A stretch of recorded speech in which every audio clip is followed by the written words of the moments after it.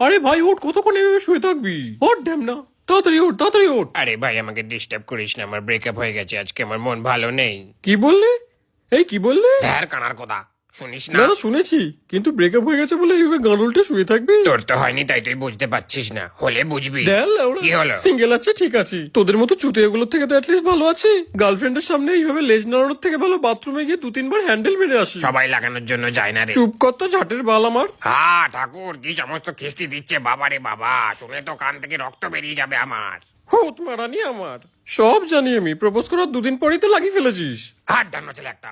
ভালোবাসা না বাল, খালি লাগানোর তাল। এই তো সবই। এইভাবে ঘুরে ঘুরেও লাগিয়েছিস, এভাবে বসেও লাগিয়েছিস, আর শুনবি এইভাবে শুয়ে শুয়েও লাগিয়েছিস। এরাও লাগানো শুরু করে দিয়েছে। আরে বন্ধুটা আমার যেদিকেই তাকায় সেদিকেই সবাই লাগায়, তুই আর লাগাতে পারলি না। এ ভাই তোর মধ্যে একটা ঘুম মনে হচ্ছে, একটু গন্ধ চোখে দেখি তো।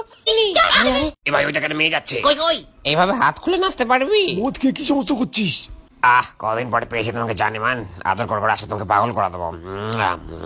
এই বার আমার টাকা দে, টাকা দে, টাকা দে, টাকা দে। আরে দিয়ে দেবো। কবে দিবি গান্ডু? আমি মরে গেলে বাড়া একটা বিড়ি খাওয়ার টাকা নেই, তাড়াতাড়ি দে। শুয়োরের বাচ্চাগুলো টাকা নেবে, টাইম মতো দেবে না। এই সমস্ত রেকর্ড করো না, বিড়ি না খেতে পেয়ে ওর বিচি মাথায় উঠে গেছে।